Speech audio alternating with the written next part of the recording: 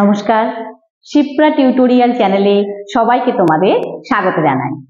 আজকে তোমাদের আমি সপ্তম শ্রেণীর চতুর্থ অধ্যায়ের একটা বিষয়, গুরুত্বপূর্ণ একটা বিষয়, তোমাদের আমি দিল্লি সুলতানি শাসন পড়াচ্ছি। চতুর্থ অধ্যায় মূলত দিল্লি সুলতানি শাসনকে কেন্দ্র করেই অধ্যায়টি আছে এবং এই দিল্লি সুলতানি শাসন ব্যবস্থার ক্ষেত্রে এবং ইসলামীয় সাম্রাজ্যের ক্ষেত্রে একটা গুরুত্বপূর্ণ ব্যবস্থা, সেই ব্যবস্থাটির বিষয়ে আজকে আলোচনা করব, যেটাকে বলা হচ্ছে ইকতা ব্যবস্থা।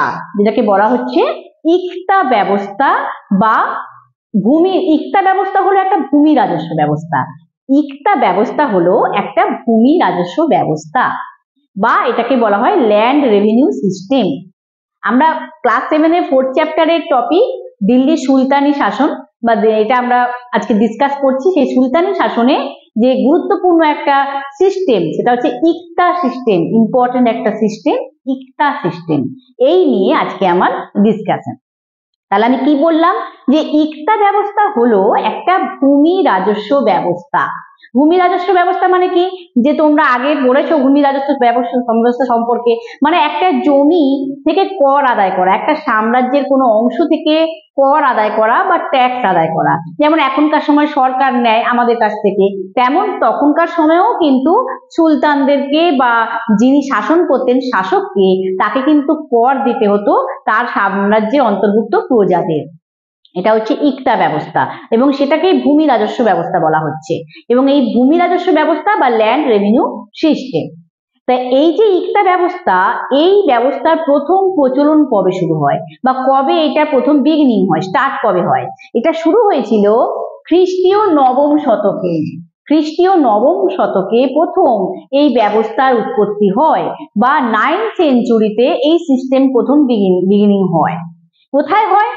মধ্য এশিয়ায় যে ইসলামী সাম্রাজ্য আছে, মানে সেন্ট্রাল এশিয়ার ইসলামিক যে এম্পায়ার আছে, মধ্য এশিয়ার যে ইসলামীয় সাম্রাজ্য, সেখানে সামরিক অভিজাত বা মিলিটারি অ্যারিস্টোক্রেটস, সেই সামরিক অভিজাতদেরই ইকতা দেওয়া হতো। ইকতা মানে তাদেরকে রাজস্ব সংগ্রহ করার দায়িত্ব দেওয়া হতো, রেভিনিউ কালেক্ট করার রেসপন্সিবিলিটি দেওয়া হতো। কাদের? সামরিক অভিজাতদের বা মিলিটারি যারা অ্যারিস্টোক্রেট ছিল। কখন? সেটা 9th সেঞ্চুরিতে বা নবম শতকে প্রথম এই ব্যবস্থার এইভাবেই উৎপত্তি হয় বা এই সিস্টেমের বিগিনিং হয়। তারপর আমরা জানতে পারি যে খ্রিস্টীয় একাদশ শতকে সেলজুক তুর্কি সাম্রাজ্যেও কিন্তু ইকতা ব্যবস্থার ব্যবহারের কথা আমরা জানতে পারি।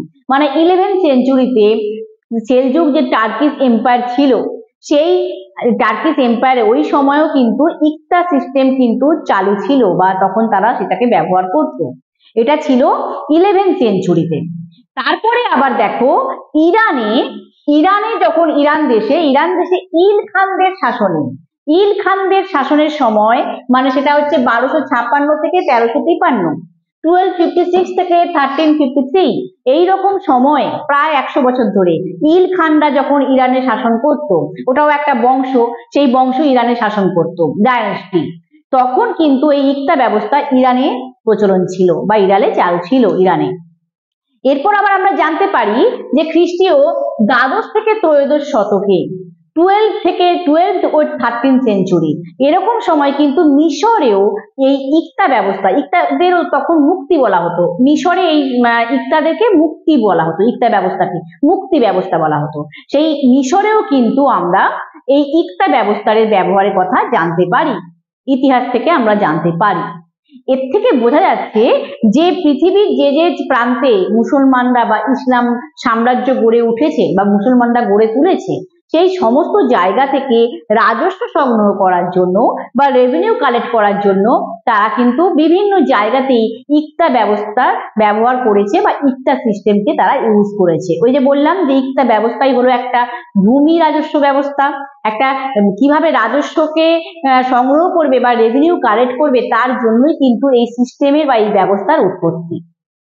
এবার আমি বলবো যে দিল্লির সুলতানি শাসনে কিভাবে ইকতা ব্যবস্থাকে প্রয়োগ করা হতো বা দিল্লি সুলতানি শাসনের সময় কিভাবে ইকতা ব্যবস্থার ব্যবহার হয় বা কেন হয়।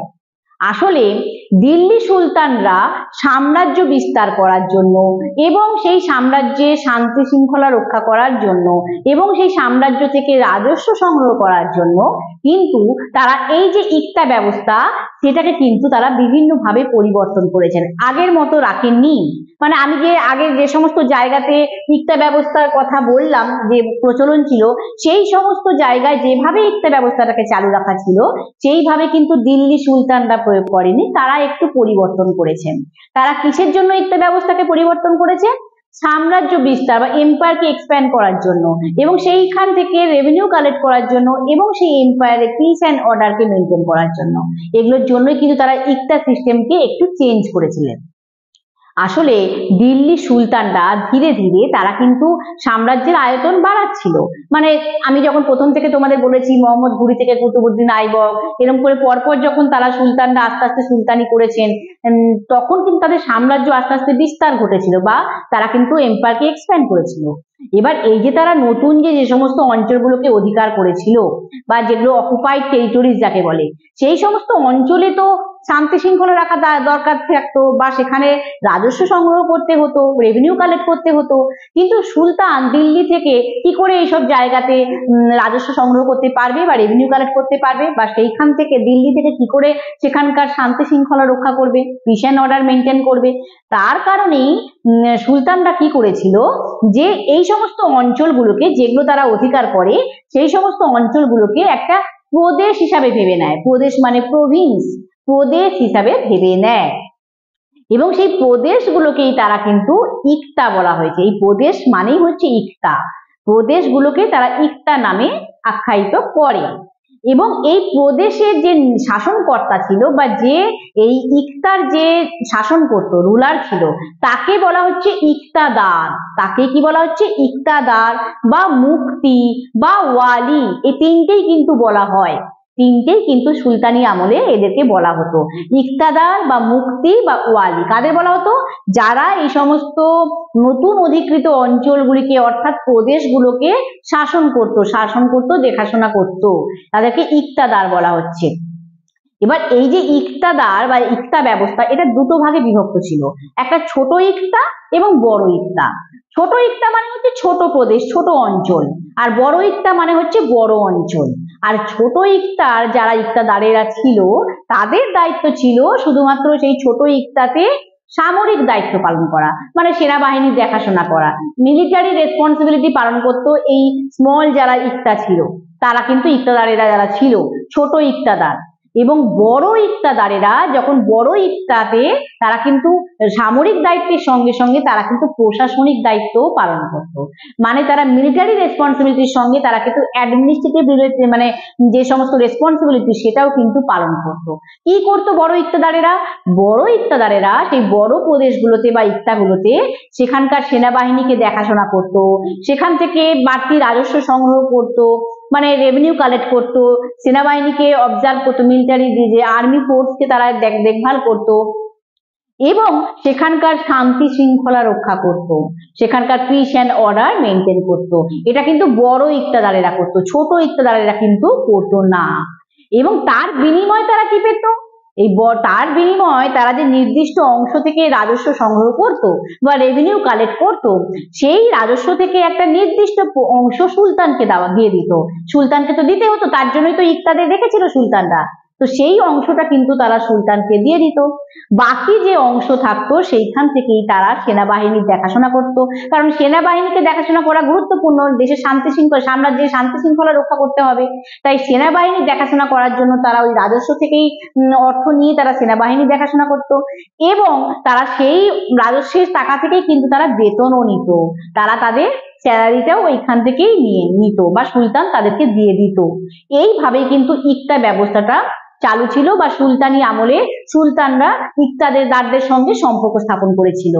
আসলে সুলতানি শাসন ব্যবস্থায়, দিল্লির সুলতানি শাসন ব্যবস্থাতে ইক্তা ব্যবস্থা হলো একটা সামরিক এবং প্রশাসনিক ব্যবস্থা, একটা মিলিটারি এবং একটা অ্যাডমিনিস্ট্রেটিভ ব্যবস্থা যেটা সাম্রাজ্যের বিভিন্ন অংশে শাসন করা এবং রাজস্ব ব্যবস্থাকে সাহায্য করে, মানে অ্যাডমিনিস্ট্রেশন চালানোর ক্ষেত্রে এবং রেভিনিউ যে সিস্টেম সেটার ক্ষেত্রে কিন্তু হেল্প করে হচ্ছে এই ইক্তা সিস্টেম বা এই ইক্তা ব্যবস্থা। রাজস্ব ব্যবস্থাকে সাহায্য করে এবং দিল্লি সুলতানি শাসনকে ভালোভাবে শাসন করার ক্ষেত্রেও কিন্তু এই ইক্তা ব্যবস্থা সাহায্য করত দিল্লি সুলতানি শাসনের সময়। কিন্তু এক্ষেত্রে একটা কথা বলি, তোমাদের আগেও বলেছি আমি যে আলাউদ্দিন খলজি তিনি কিন্তু দিল্লি সুলতানদের মধ্যে সব থেকে উল্লেখযোগ্য সুলতান, তিনি বেশি সাম্রাজ্য বিস্তার করেছিলেন। এটা আমি আলাউদ্দিন খলজি বলার সময় আমি বলেছিলাম, শাসন করার কাল তার সম্পর্কে আলোচনা করার সময়। তো সেই আলাউদ্দিন খলজি কিন্তু এই ইক্তা ব্যবস্থাটাকেই পুরো তুলে দিয়েছিলেন। এটা আমি কিন্তু তখন আলোচনা করেছি, তোমরা যারা দেখোনি আমার চ্যানেলে আলাউদ্দিন খলজি বলে সার্চ করলে পেয়ে যাবে। তো তিনি কিন্তু ইক্তা ব্যবস্থাকে তুলে দিয়েছেন, কিন্তু তার আগে পর্যন্ত যারা শাসন করেছেন দিল্লি সুলতানরা তারা কিন্তু ইক্তা ব্যবস্থার মাধ্যমেই রাজস্ব সংগ্রহ করতেন বা রাজস্ব আদায় করতেন, রেভিনিউ কালেক্ট করতেন ইক্তাদারদের মাধ্যমেই। এই ছিল দিল্লি সুলতানি শাসনের সময় ইক্তা ব্যবস্থা, এবং পুরোপুরি পৃথিবীর বিভিন্ন প্রান্তে কিভাবে ইক্তা ব্যবস্থা ছড়িয়ে পড়েছিল, ইক্তা ব্যবস্থা চালু ছিল সেটাও আমি আলোচনা করলাম, এবং সুলতানি শাসনে সেটা কি পরিবর্তন ঘটেছিল এবং সেটা কেন সুলতানরা ইক্তা ব্যবস্থা ব্যবহার করেছিলেন বা ইক্তাদারদেরকে ব্যবহার করেছিলেন এটাও কিন্তু আমি আলোচনা করলাম। আশা করি তোমরা কিন্তু এই ইক্তা ব্যবস্থাটা কি তোমরা বুঝতে পেরেছো। এইখানে আমি আমার আজকের বিষয়বস্তু আলোচনা শেষ করছি, এবং আলোচনা শেষে আমি বলতে চাই যে সকল ছাত্রছাত্রীদের উদ্দেশ্যে যে তোমরা মনে রাখবে যে শিক্ষা এটা কিন্তু একটা আজীবন যাত্রা। তোমরা এই যাত্রা পথে আস্তে আস্তে এগোচ্ছ তো বা এগোতে থেকো, আমি কিন্তু এইভাবে তোমাদের অল্প অল্প করে তোমাদের পথ দেখাতে থাকবো এবং পাশে থাকবো। তো এখানেই আমি আমার আলোচনা শেষ করছি, এবং যারা শিপ্রা টিউটোরিয়াল চ্যানেলটি এখনো সাবস্ক্রাইব করোনি চ্যানেলটি সাবস্ক্রাইব করে নিও। এখানেই আমি আমার আলোচনা শেষ করলাম। নমস্কার।